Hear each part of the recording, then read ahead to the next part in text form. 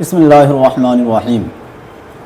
نہ کیوں آرائشیں کرتا خدا دنیا کے ساما میں، تمہیں دلہا بنا کر بھیجنا تھا بزم امکا میں۔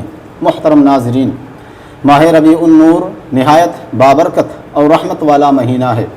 اسی ماہ کی 12ویں تاریخ کو رحمت عالم نور مجسم احمد مجتبیٰ محمد مصطفیٰ صلی اللہ علیہ وسلم کی ولادت باسعادت ہوئی۔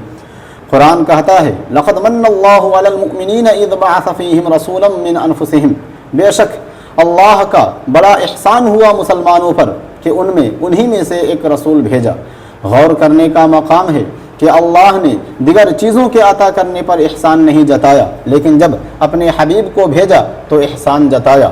اور اللہ کے احسان جتانے کا مطلب یہ ہے کہ اس نے اپنے بندوں کو سب سے خاص اور نایاب نعمت سے سرفراز فرمایا۔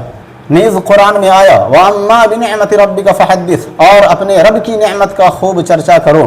مزید قرآن میں آیا قُلْ بِفَضْلِ اللَّهِ وَبِرَحْمَتِهِ فَبِذَلِكَ فَلْيَفْرَحُوا هُوَ خَيْرٌ مِّمَّا يَجْمَعُونَ، حبیب فرما دو اللہ کے فضل اور اس کی رحمت ملنے پر لوگوں کو چاہیے کہ خوشی منائیں، اور خوشیاں منانا دھن دولت جمع کرنے سے بہتر ہے۔ اور سب سے بڑا فضل، سب سے بڑی نعمت و رحمت حبیب پروردگار احمد مختار محمد مصطفیٰ صلی اللہ علیہ وسلم ہیں۔ پس ولادت مصطفیٰ کے دن عید میلاد منانا، مسرت و شادمانی کا اظہار کرنا کیوں کر غلط ہو سکتا ہے؟ البتہ اتنی بات ضرور ہے کہ عید میلاد منائی جائے، جلوس محمدی نکالا جائے تو شریعت کے دائرے میں اور اسلام کی حد میں رہ کر۔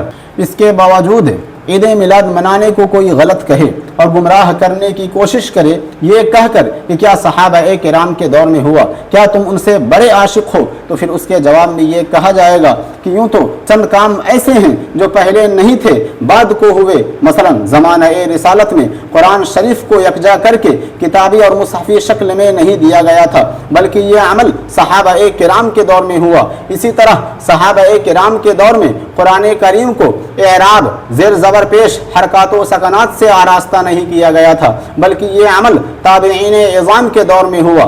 اور بھی بہت کچھ ہے جو پہلے نہیں تھے بعد کو ہوئے اور غلط نہیں۔ خلاصہ یہ کہ کسی کام کے غلط ہونے کا معیار سرکار کے ظاہری حیات میں نہ ہونا اور صحابہ کرام کے دور میں نہ ہونا نہیں ہے، بلکہ غلط کا معیار یہ ہے کہ کیا یہ عمل قرآن و سنت کے مخالف ہے کہ نہیں، اقوال صحابہ کے خلاف ہے کہ نہیں، اجماع امت کے مزاحم ہے کہ نہیں، اور اگر نہیں تو پھر غلط نہیں کہا جا سکتا۔ بعض کو یہ کس نے حق دے دیا کہ ہر ایسے عمل کو جو اس زمانے میں نہ ہوا ہو غلط کہتا پھرے؟ بس ایسوں کے بارے میں یہی کہہ دینا کافی ہوگا یا رسول اللہ صلی اللہ علیہ وسلم، نثار تیری چہل پہل پر ہزاروں عیدیں ربیع الاول، سوائے ابلیس کے جہاں میں سبھی تو خوشیاں منا رہے ہیں۔